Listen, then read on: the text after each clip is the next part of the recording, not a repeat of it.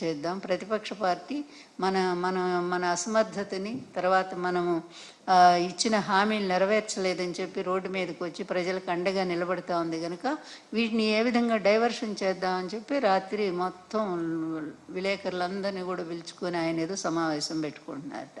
అంత diversion politics. సరే, ఇంకొక వైపు చూస్తే అక్కడ ఆయన అరెస్ట్ చేశారని తెలిసింది, మన అల్లు అర్జున్ గారిని. పాపం నిజంగా నాకు బాధ వేస్తుంది. ఎందుకంటే ఎన్ని కుట్ర రాజకీయాలండి, ప్రతి చోట ఈయన చేతులు ఉంటాయి, అందులో సందేహం ఏమీ లేదు. ఇక్కడ 29 మంది మన గోదావరి పుష్కరాల్లో చనిపోతే మరి ఇతను ఎన్నిసార్లు అరెస్ట్ చేసి జైల్లో పెట్టాలండి? చంద్రబాబు గారిని ఎన్నిసార్లు చేయాలా?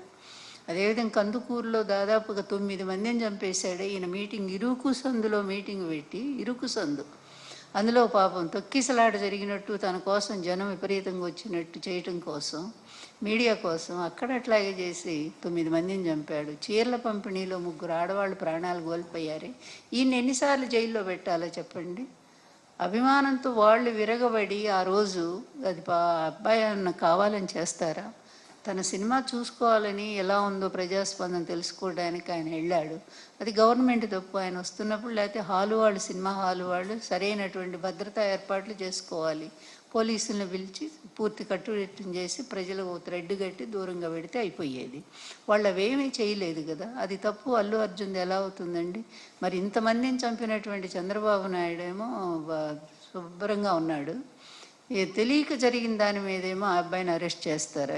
ఎంత దుర్మార్గం! ఇట్లాగే ఉంటాయి. చంద్రబాబు అక్కడ ఆయన శిష్యుడు ఇద్దరే కదా, మరి ఇద్దరు 2 రాక్షస పాలనే చేస్తూ ఉన్నారు, ఆ రాష్ట్రంలో ఈ రాష్ట్రంలో కూడా. అందువల్ల ఏదైనా దేనికైనా ఒక అంతిమం అనేది ఒకటి ఉంటుంది. తప్పనిసరిగా రైతులకు అన్యాయం చేస్తున్నటువంటి ఈ ప్రభుత్వం తొందరలోనే దాని మూల్యం కూడా చెల్లించుకుంటుంది. రైతులందరూ రోడ్డు మీదకి వచ్చే పరిస్థితి కూడా వచ్చింది. ఈరోజు ప్రతి చోట సక్సెస్. మా మీటింగ్లు ఎక్కడికి వెళ్ళినా రైతులు వచ్చి స్వచ్ఛందంగా రైతులు జాయిన్ అయ్యారు.